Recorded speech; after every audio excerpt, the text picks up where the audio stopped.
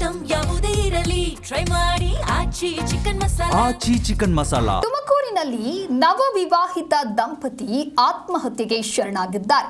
ತುಮಕೂರು ಜಿಲ್ಲೆಯ ಶಿರಾ ತಾಲೂಕಿನ ಹನುಮನಹಳ್ಳಿಯಲ್ಲಿ ಆಗಿರುವಂತಹ ಘಟನೆ ಇದು. ತುಮಕೂರಿನಲ್ಲಿ ನವವಿವಾಹಿತ ದಂಪತಿ ಆತ್ಮಹತ್ಯೆಗೆ ಶರಣಾಗಿದ್ದಾರೆ. 20 ವರ್ಷದ ಶರಣ್ಯ, 28 ವರ್ಷದ ಗಿರೀಶ್ ಆತ್ಮಹತ್ಯೆಗೆ ಶರಣಾದಂತಹ ನವದಂಪತಿ. ಮನೆಯಲ್ಲಿ ಯಾರೂ ಇಲ್ಲದ ವೇಳೆ ಮೊದಲಿಗೆ ಶರಣ್ಯ ಆತ್ಮಹತ್ಯೆ ಮಾಡಿಕೊಂಡಿರ್ತಾರೆ.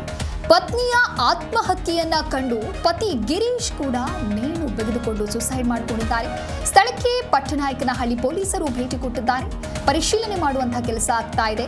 ಹೊಲದ ಹತ್ತಿರ ಮರಕ್ಕೆ ನೇಣು ಬೆಗೆದುಕೊಂಡು ಆತ್ಮಹತ್ಯೆ ಮಾಡಿಕೊಂಡಿದ್ದಾರೆ. ಕಳೆದ 4 ತಿಂಗಳ ಹಿಂದೆ ಅಷ್ಟೇ ಇವರ ವಿವಾಹವಾಗಿರುತ್ತೆ. ಆದರೆ ಯಾಕೆ ಆತ್ಮಹತ್ಯೆಯನ್ನ ಮಾಡಿಕೊಂಡಿದ್ದಾರೆ ಅನ್ನೋದಕ್ಕೆ ನಿಖರವಾದಂಥ ಕಾರಣ ಇನ್ನೂ ಕೂಡ ತಿಳಿದು ಬಂದಿಲ್ಲ.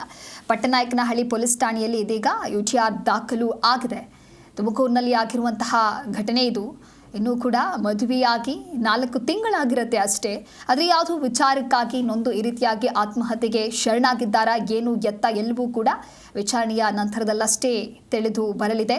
ನವವಿವಾಹಿತ ದಂಪತಿ ಆತ್ಮಹತ್ಯೆಗೆ ಶರಣಾಗಿದ್ದಾರೆ ಅನ್ನುವಂತಹ ಮಾಹಿತಿ ಸದ್ಯಕ್ಕೆ ಸಿಕ್ಕಿದೆ.